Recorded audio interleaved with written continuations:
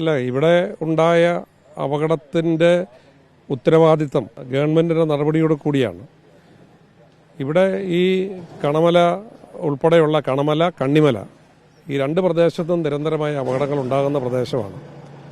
കഴിഞ്ഞ ശബരിമല തീർത്ഥാടന അവലോകന യോഗത്തിലും അതിന് മുമ്പിലത്തെ വർഷത്തെ യോഗത്തിലും ഞങ്ങൾ നിർബന്ധമായി ആവശ്യപ്പെട്ടിരുന്ന ഒരു കാര്യം, ഈ പറയുന്ന തീർത്ഥാടകർ കൂടുതലായി വരുന്ന സമയങ്ങളിൽ ഈ കണമലയ്ക്ക് 1 കിലോമീറ്റർ മുമ്പിലും 2 ഫർലോങ് മുമ്പിലും പോലീസ് പോസ്റ്റുകൾ ഇടുകയും വരുന്ന വാഹനങ്ങൾ കൈകാണിച്ച് നിർത്തി ഇങ്ങനെയുള്ള അപകടമുള്ള പാതയിലൂടെയാണ് പോകുന്നുള്ളവരെ കമ്മ്യൂണിക്കേറ്റ് ചെയ്തതിന് ശേഷം വിടണമെന്നുള്ള തീരുമാനമുണ്ടായിരുന്നു.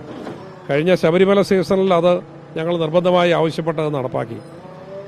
ഇത്തവണത്തെ ഈ വിഷു ശബരിമല സീസണേക്കാൾ വലിയ തിരക്കായിരുന്നു, നിയന്ത്രാതീതമായ തിരക്കായിരുന്നു. പക്ഷേ ഈ റോഡിൽ ഒരിടത്തും ഒരു പോലീസുകാരനെ പോലും ഒരു ഡ്യൂട്ടിക്ക് ഉണ്ടായിരുന്നില്ല എന്നുള്ളതാണ് യാഥാർത്ഥ്യം.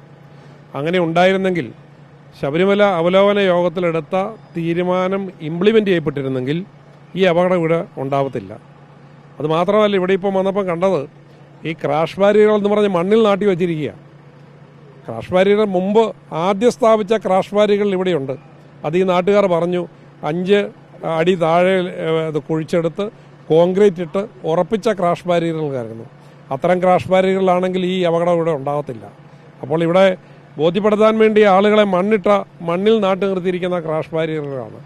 അത് ഏതൊരു ചെറിയ വാഹനം വന്ന് തട്ടിയാൽ, ഓട്ടോറിക്ഷ തട്ടിയാൽ പോലും അത് മറിഞ്ഞു പോകുന്ന സാഹചര്യമാണ്.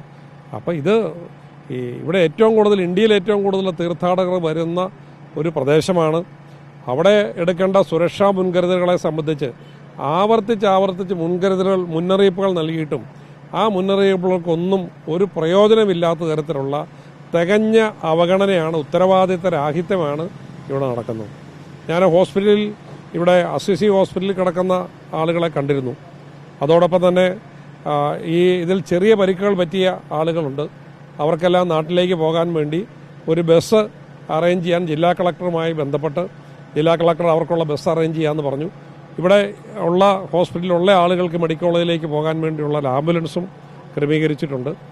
ഇത് അപകടം ഉണ്ടാകുമ്പോൾ നമ്മളെല്ലാവരും രംഗത്ത് വരികയും ഇതേക്കുറിച്ച് അഭിപ്രായങ്ങൾ പറയുകയും ചെയ്യുന്ന സാഹചര്യത്തിൽ നിന്നും വ്യക്തമായി അപകടം ഒഴിവാക്കാൻ കഴിയുന്ന നടപടികളാണ് ഇവിടെ സ്വീകരിക്കേണ്ടത്.